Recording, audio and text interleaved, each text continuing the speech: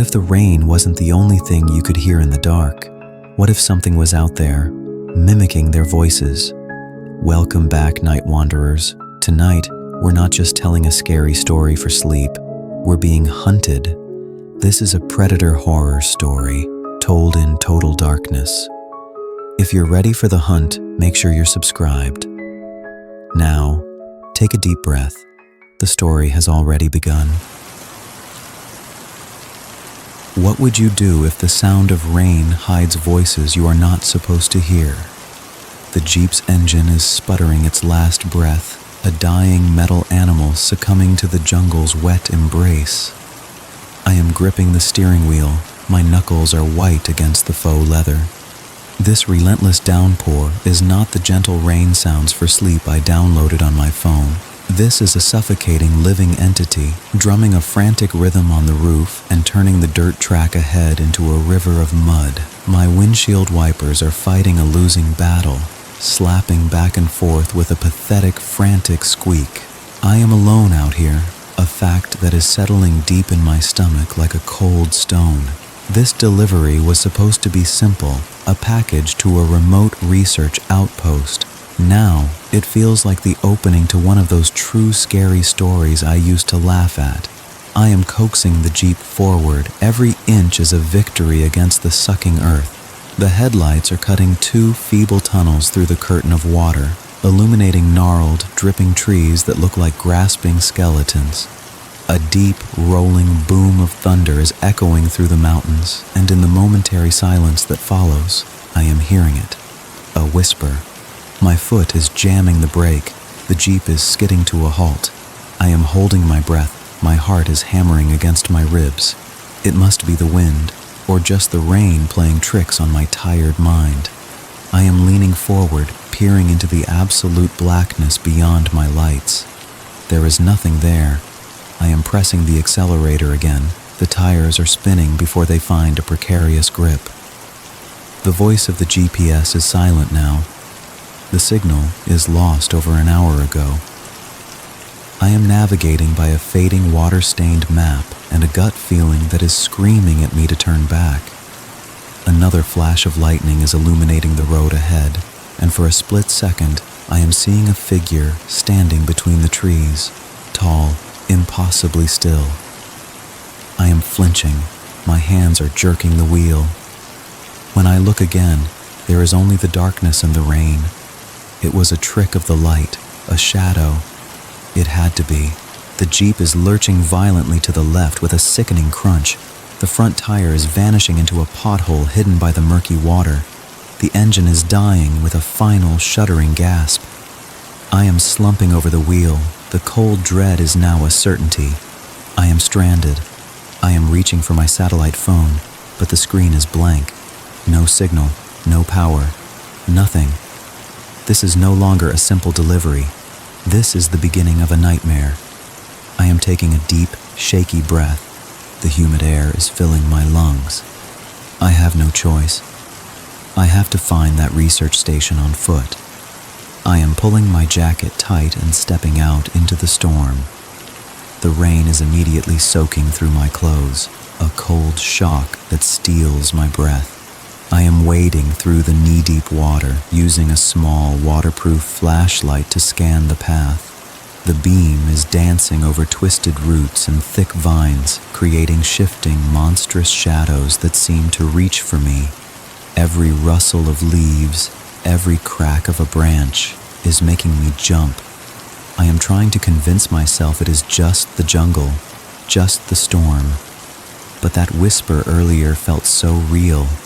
I am pushing through a wall of thick ferns. Their wet leaves are slapping against my face. The smell here is different.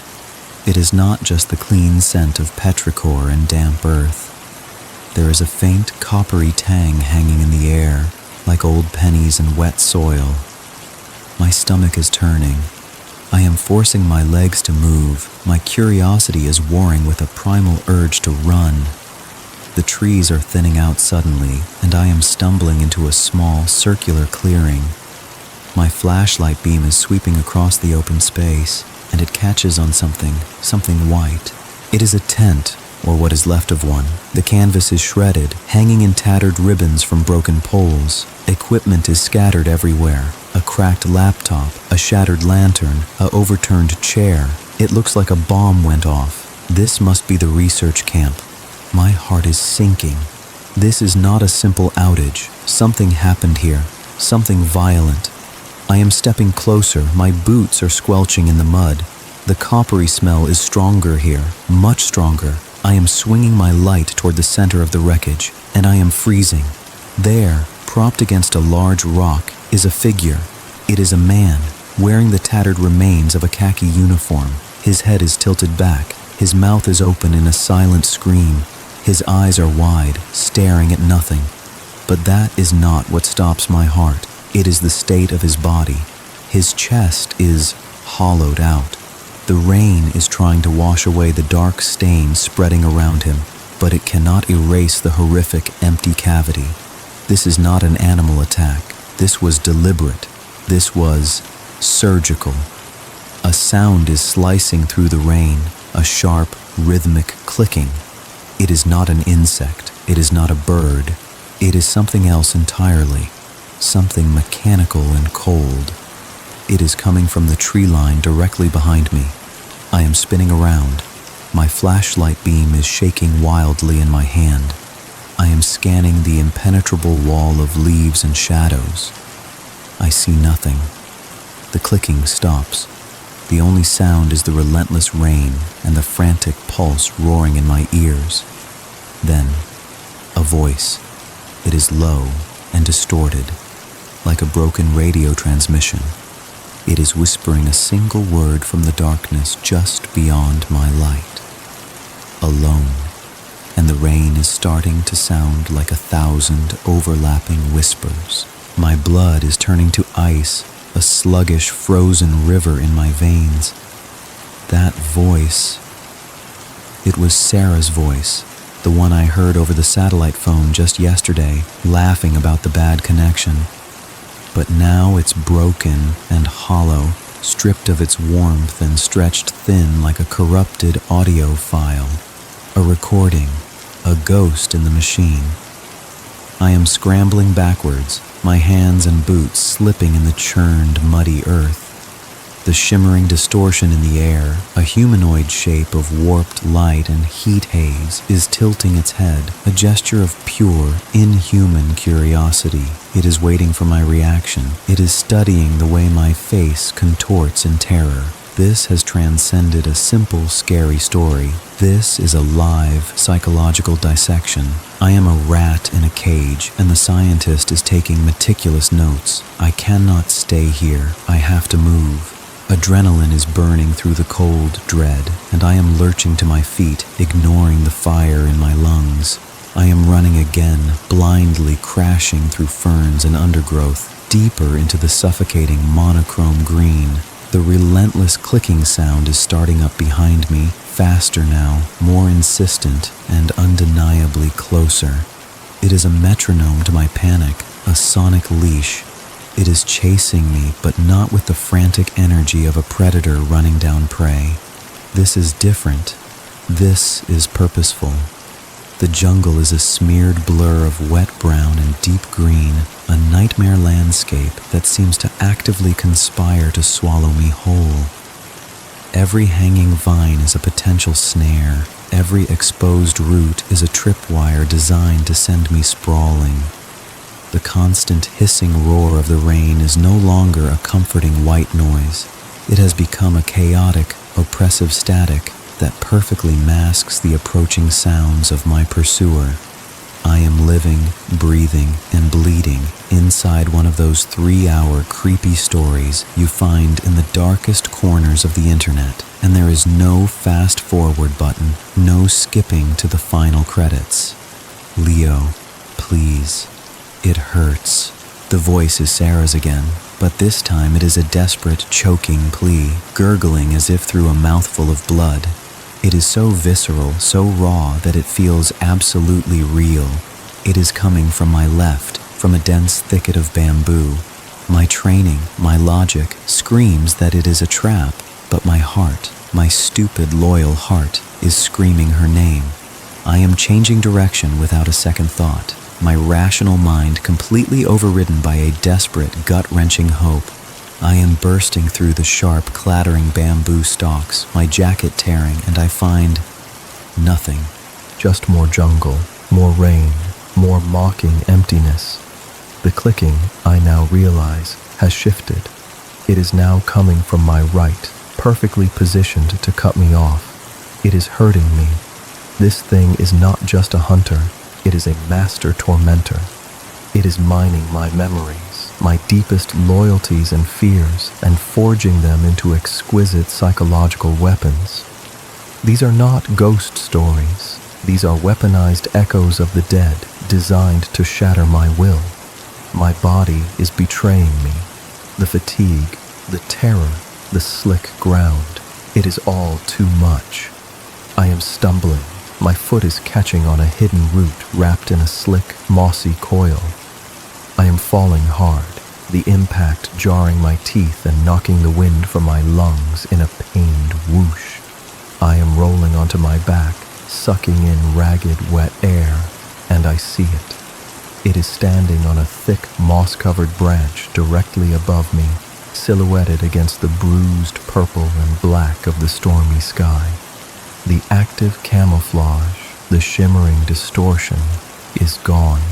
I am seeing it clearly for the first time, and the reality is more terrifying than any phantom. It is massively built, covered in strange, interlocking plates of biomorphic armor that seem both grown and forged. A dark, fibrous mesh covers its joints and torso. It is casually holding a long, impossibly complex bladed staff, the metal seeming to drink the dim light. Its face is a cold, impassive mask of ritual scarring, tusks, and dark, pitiless eyes. This is no mere animal.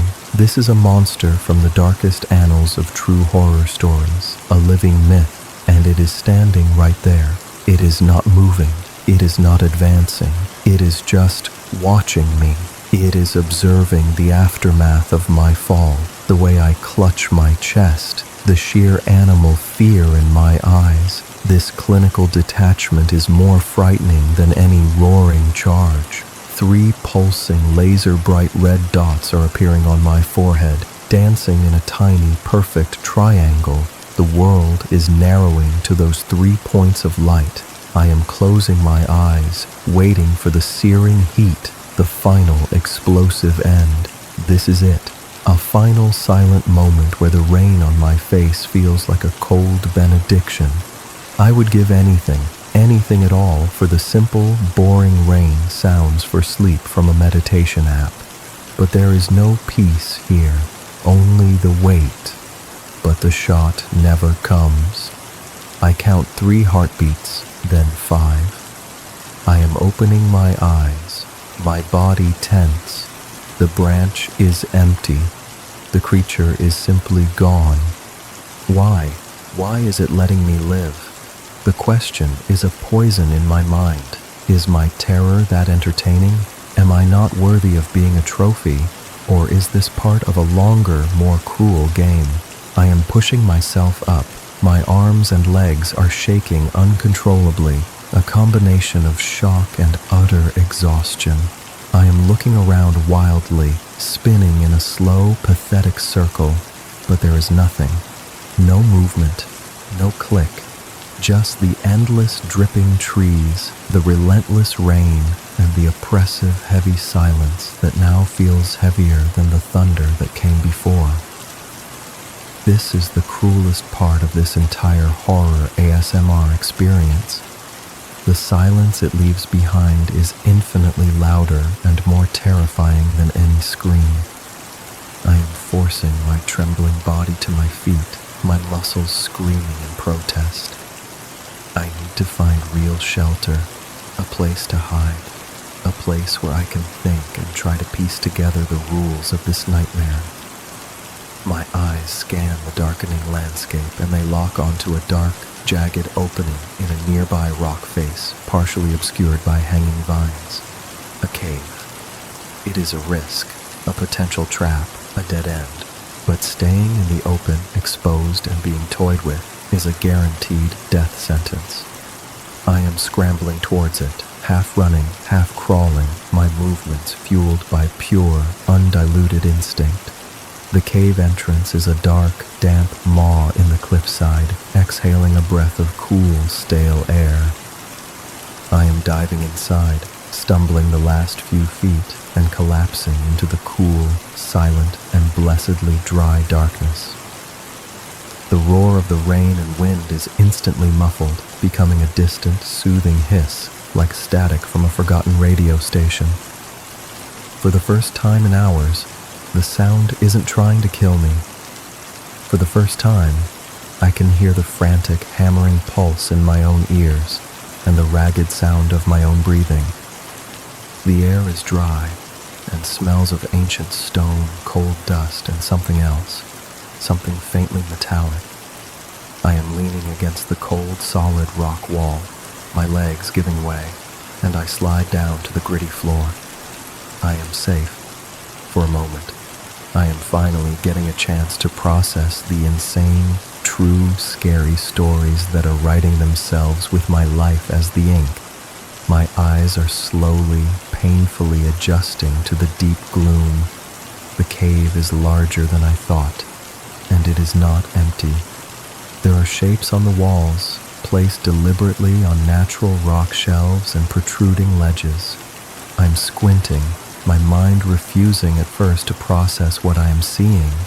They are skulls, dozens of them, a gallery of death. They are arranged not randomly, but with a collector's pride. Most are human, their empty sockets staring at me from the shadows, a silent chorus of past victims. But some are not. My gaze, against my will, is dragged and fixed on one in the center, placed on a pedestal of flat stone. It is huge and elongated, like a predatory reptile, but utterly alien, with powerful, scythe-like mandibles and a long, ridged, armored cranium that speaks of a biology never meant for Earth. It is a skull that belongs to a nightmare from beyond the stars. It is the skull of another monster. A low, resonant hum is starting from the mouth of the cave. It is a sound of power, of energy building, familiar and terrifying. The 3 red dots are reappearing, slicing through the darkness of the cave like bloody needles. But this time, they are not on me. They sweep past my frozen form without a hint of interest. They are focused directly, intently, on the monstrous alien skull. And in that horrifying instant, the final piece of the puzzle clicks into place, and I am realizing, with a soul-crushing certainty, that I am not the primary prey in this jungle. I am merely the bait, the incidental noise, in a hunt of a scale I cannot possibly comprehend. The 3 red dots are burning into that monstrous skull, a focused, intense light that seems to be measuring, analyzing, remembering. My mind is struggling to connect the pieces, the logic circuits in my brain shorting out from sheer terror. This cave is not a home. It is a reliquary, a trophy room for a cosmic sportsman. The hunter, my mind, grasping for a name, dredges up a term from a forgotten sci-fi novel, Yautja. It collects these, and that skull, that alien skull with its dagger-like mandibles and armored crest, is its most prized possession, the apex of its gruesome gallery. The realization is a cold dread, a liquid nitrogen that floods my veins and freezes me from the inside out. I am not the ultimate prey.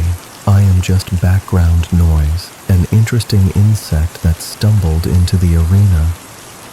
This entire chase, this terrifying game of cat and mouse, was merely a pre-show distraction, a way to pass the time before the main event. This is one of those true horror stories where you make the horrifying discovery that you are not even the main character in your own demise. You are merely a footnote. A sound tears through the night, a high-pitched, guttural shriek that is all rage and hunger, a frequency that makes the very stones of the cave vibrate and dust trickle from the ceiling.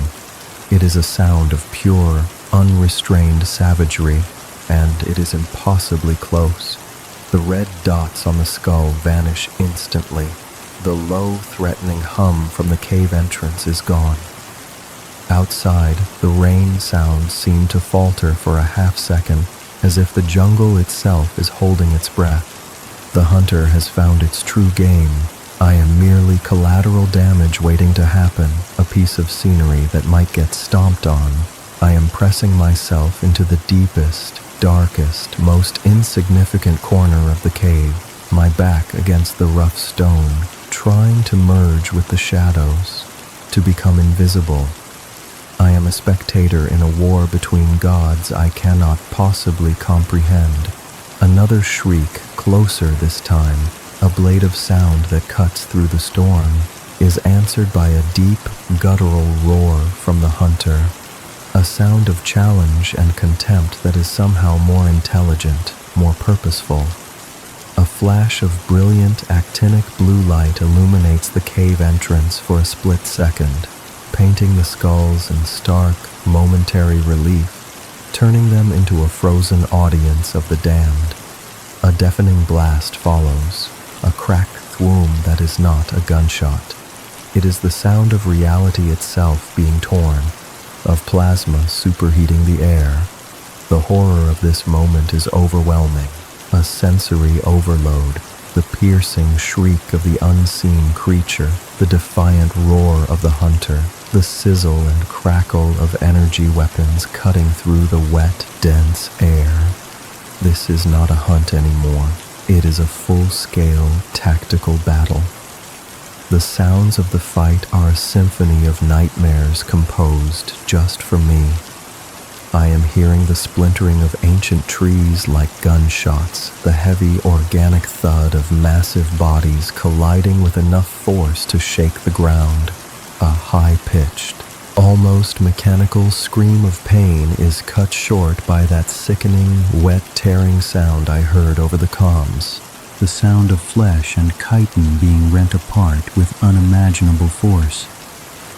I am squeezing my eyes shut, my hands clamped over my ears, but I cannot shut out the noise. It is a physical pressure beating against me. These are the sounds you hear in the most disturbing tales, the ones that burrow into your psyche.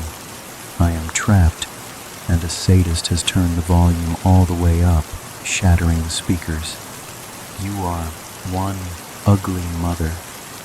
A distorted, synthesized voice cuts through the chaos. It is a recording, a line from an old action movie, played back with mocking, mechanical precision. The hunter is taunting its opponent. It is enjoying this. A fresh, more violent wave of combat erupts outside. I am hearing a frantic, desperate scrabbling of powerful claws against the rock face of my cliff, and then a heavy, wet impact against the stone just to the left of the cave entrance. The ground beneath me is shaking violently, and a fine mist of rock dust rains down on me. This is so much worse than any ghost story. This is a war between titans from different stars, and I am an ant hiding in a crack in the floor, praying not to be crushed. Then, silence. The sudden absolute absence of noise is 1,000 times more terrifying than the battle itself. The shrieking is gone. The roaring is gone. Even the plasma blasts have stopped.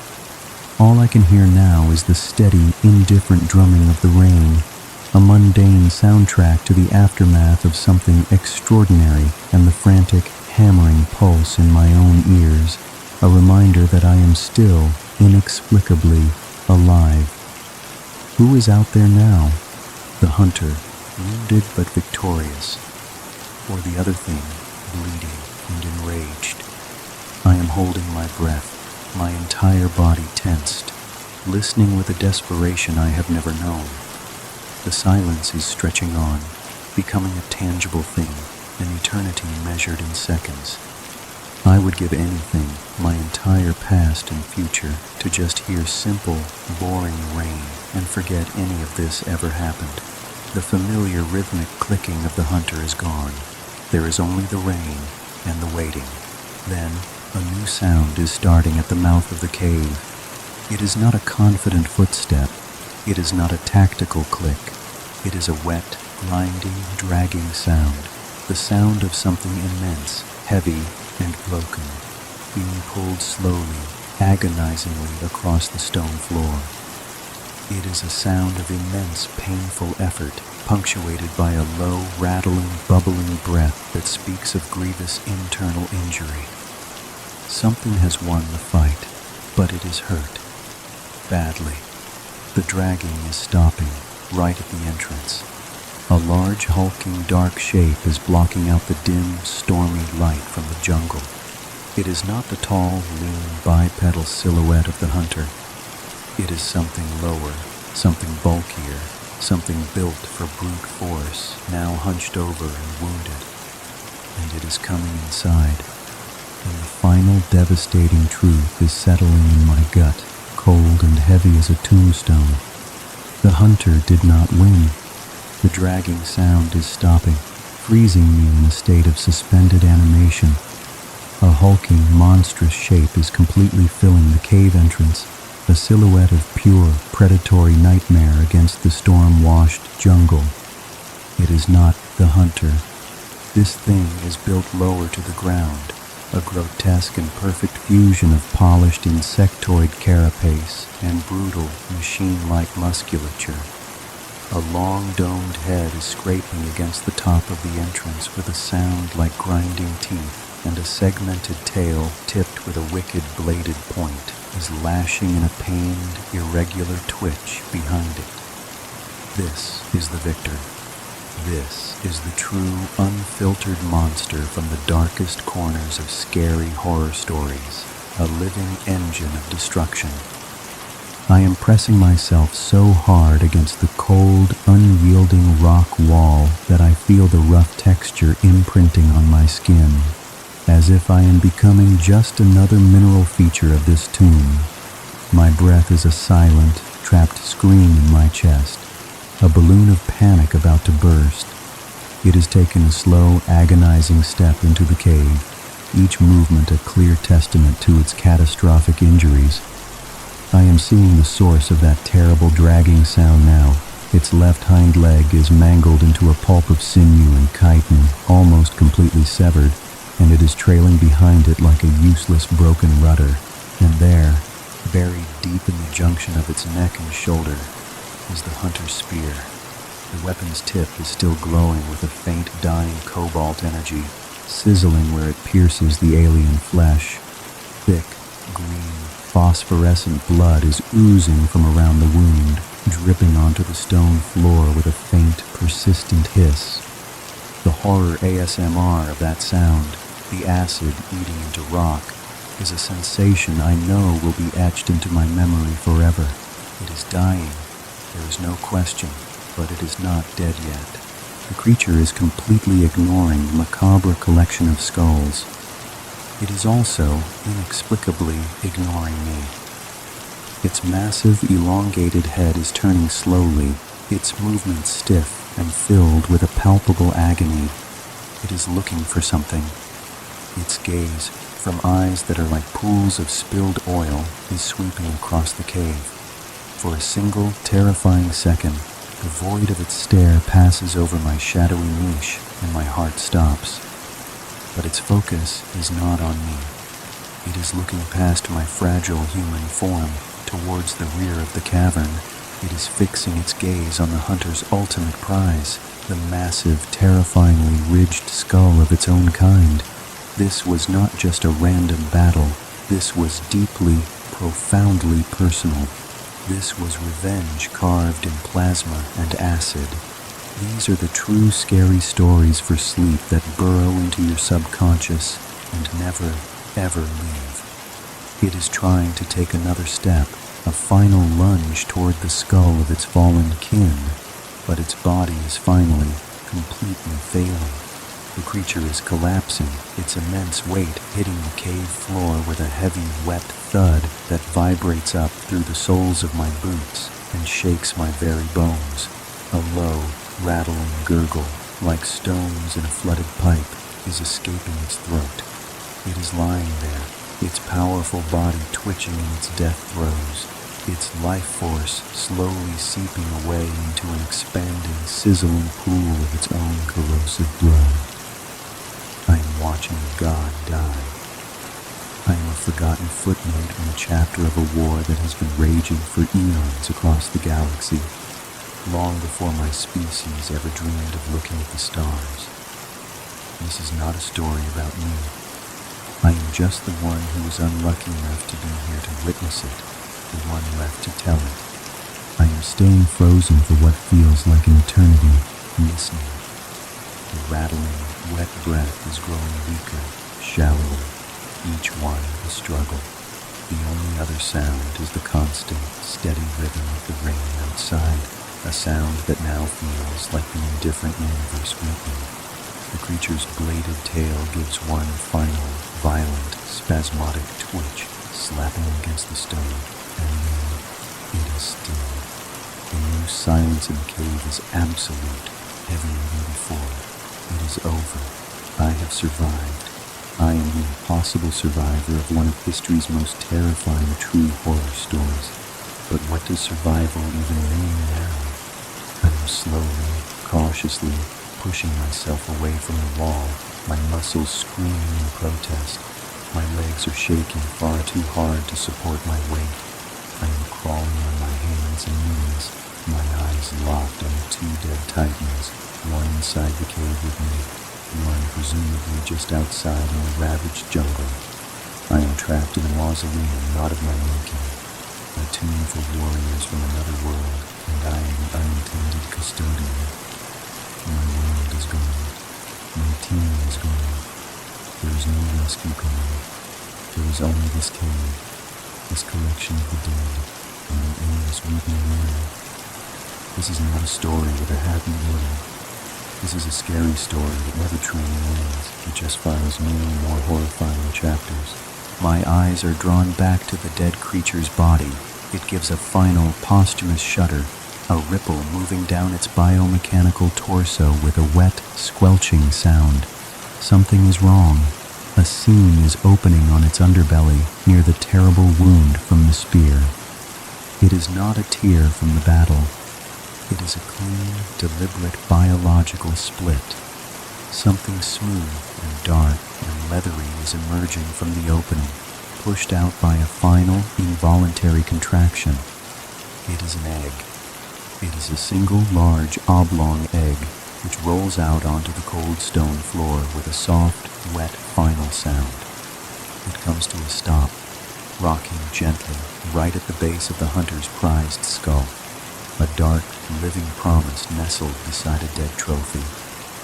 The cycle is not broken. The hunt is not over. It is just beginning again. A new monster is waiting to be born here in my fragile sanctuary. I am the last man alive, and I have just become the zookeeper for a nightmare. And outside, the sound of the rain is beginning to fade, replaced by a low, patient, mechanical hum growing steadily closer. And so, our story ends.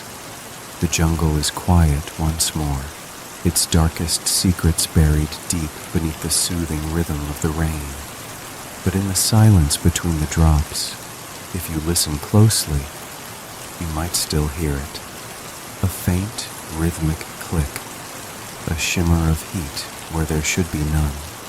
The feeling that you are being watched from the tree line just beyond your vision. The hunt is over for now, but the hunter's shadow lingers. It waits at the edge of your world, patient, eternal, a permanent resident in the museum of your nightmares.